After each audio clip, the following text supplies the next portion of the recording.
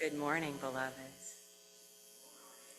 It is a joy to be among you. I am the Reverend Edith A. Love, and it is my great joy and pleasure to be thrilled beyond measure to be the minister of this congregation. You may have arrived today with things that are heavy on your heart, or you may have arrived today holding so much joy it can scarcely be contained, or it could be a little of both. However you are, whatever is going on with you, or in the larger world, I want you to remember that you are beloved, you are precious, and every bit of who you are is welcome here.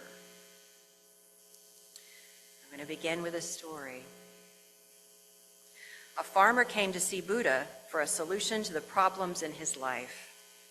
My first problem is my work, he said. I like farming, but sometimes it doesn't rain, and my crops fail. Last year, we nearly starved, and sometimes it rains too much, and my yields aren't what I would like them to be. The Buddha patiently listened to the man. My next problem is my domestic life, he continued. I'm married, and she's a good wife, but sometimes she nags me too much. I love her, but sometimes I get tired of her. The Buddha listened quietly.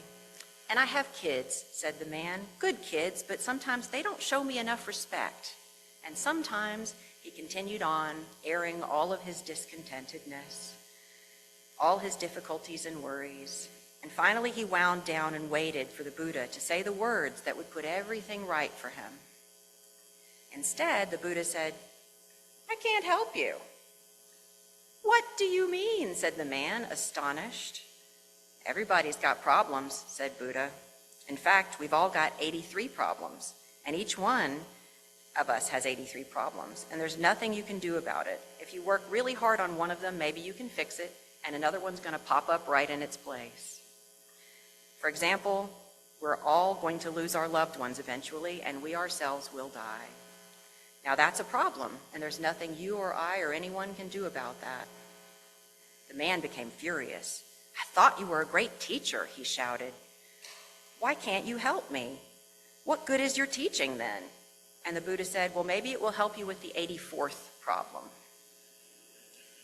The 84th problem, said the man. What is the 84th problem? And the Buddha said, you want to not have any problems. We as a congregation have a lot going on. We have things that might cause us worry, fear, or anxiety. Collectively, after a couple of years of dreaming and talking and working hard, we've created a vision statement, a grand ideal of where we want to be in 5 to 10 years. And our mission statement is the how, the marching orders that help us achieve the vision. And that helps us get there from here. The proposed mission statement reads, our mission is to nurture spiritual growth and connection, build inclusive community, work towards justice and equity, and heal the world one friendship at a time. Each of these points could and may very well be a sermon all by themselves.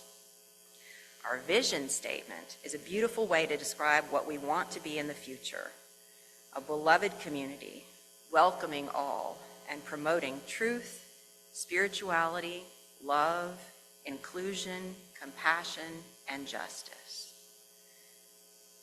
We have cast a vision of what can be, what we want to be, perhaps what we will be.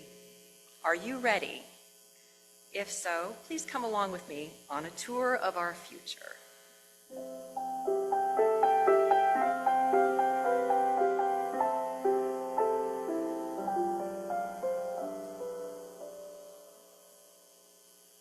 Welcome to our fellowship in the year 2037.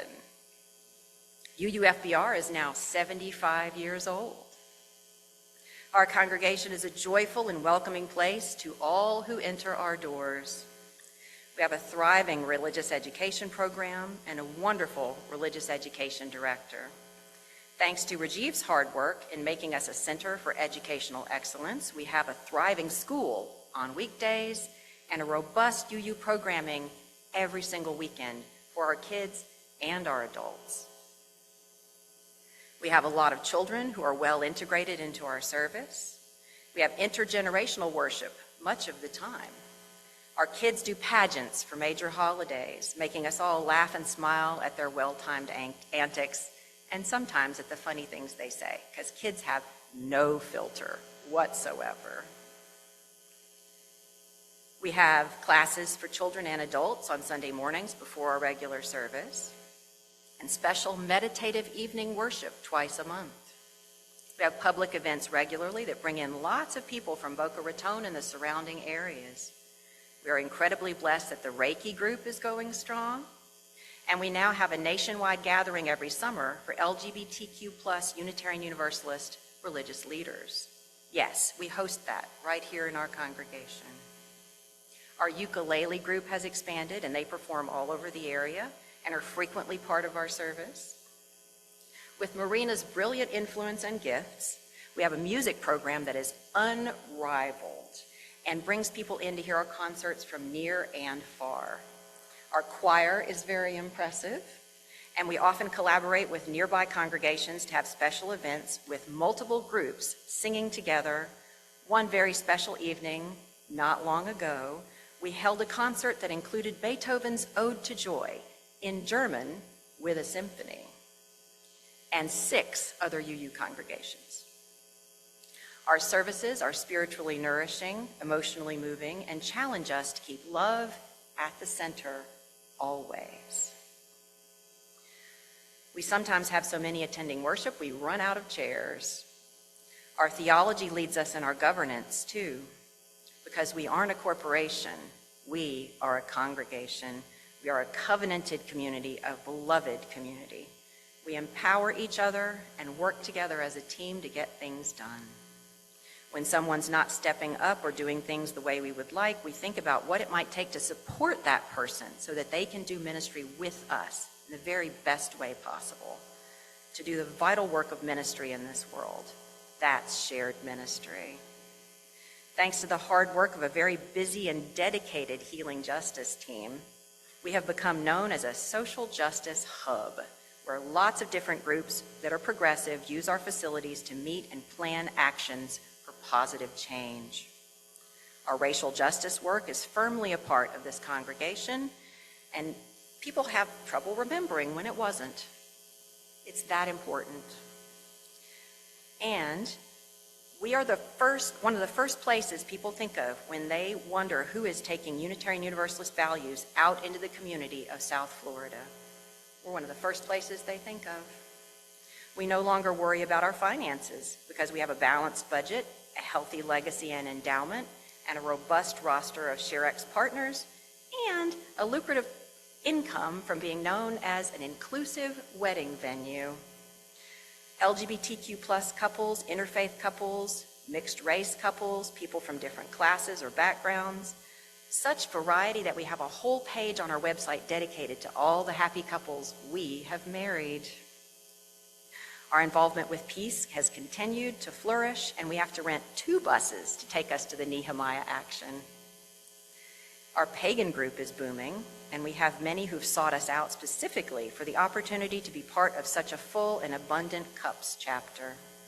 Our solstice celebrations are profoundly moving and not to be missed. We have a robust social life with lots of attendance at game nights and circle suppers. Our Soul Matters small group ministry has 5 groups now, with another one on the way. And the movie group, now known as Popcorn Theology, finds deeper meaning in every film they see. Creativity Matters has expanded and brings in a lot of people from the community, and we've had people sharing their gifts such as knitting, painting, singing, dancing, and so much more. Last week, in fact, we had a whole hula hoop troupe. We are people who know our history, the good, the bad, and the difficult, and in the larger world as well as our own congregation, we are deeply grateful to those who have come before us, and we aspire to be good ancestors to those who will come after us. We are a community that values covenant and lives into our values with every conversation, every interaction.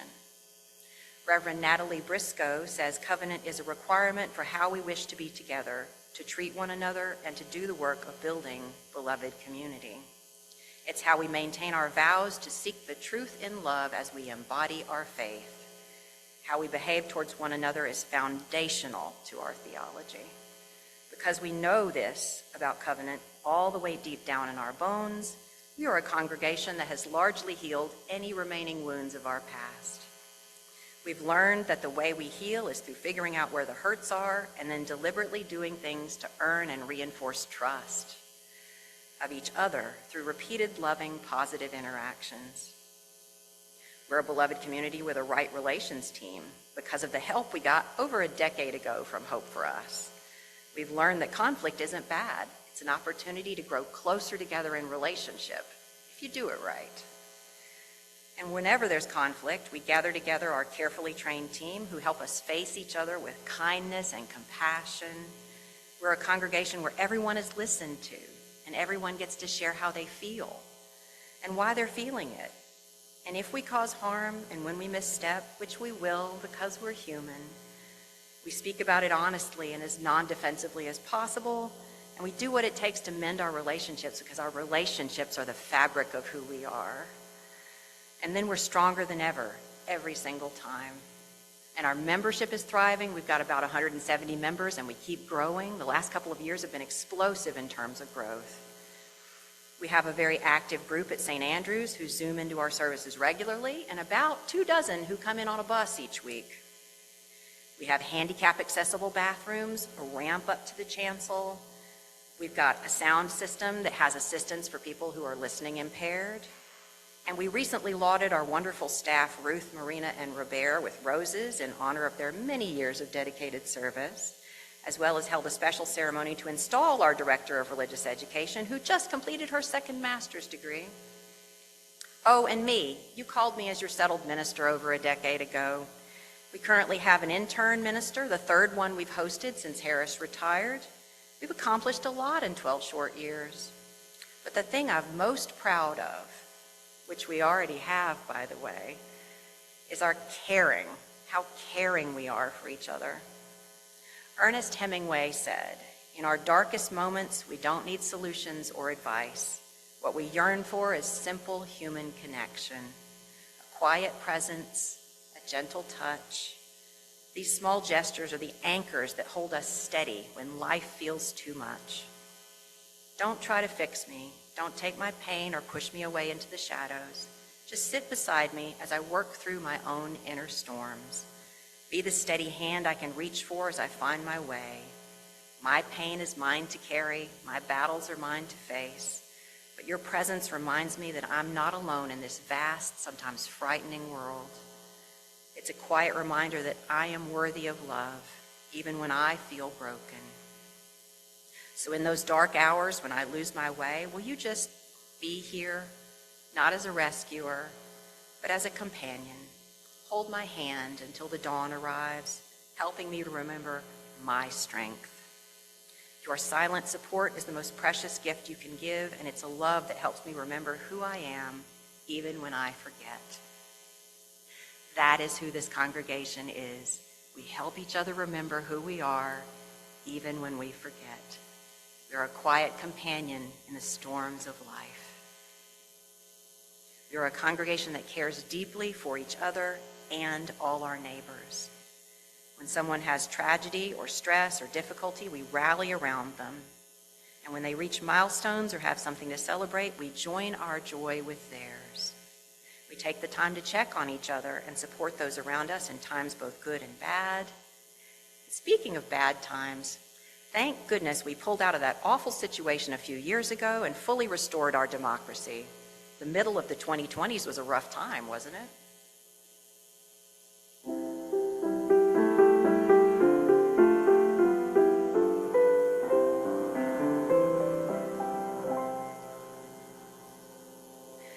We just took quite a journey through a vision right now. Some might say my vision is unrealistic, that we cannot possibly accomplish all these things. I believe we can do this, that we will do this. We aren't broken. We hold enormous potential. Much of this vision is already growing and changing and well on its way right now. The seeds of our future are already here. We will have to put in a little effort. There might be some discomfort involved, as growth is always complex and sometimes a little painful. We will have to water these seeds of growth and give them the right amount of light so they can bloom and grow. And we're going to explore our growth process further in the service that I do a month from now on September 28th. I remember when I was young, there was a song on the radio by Anne Murray, and it went like this. Could I have this dance for the rest of my life? Would you be my partner every night? When I'm with you, it feels so right. Could I have this dance for the rest of my life? I need to let you know that I want to be the minister here for a very, very long time. And I believe we can make this vision a reality. Would you please join me? Amen, Ashe, and blessed be.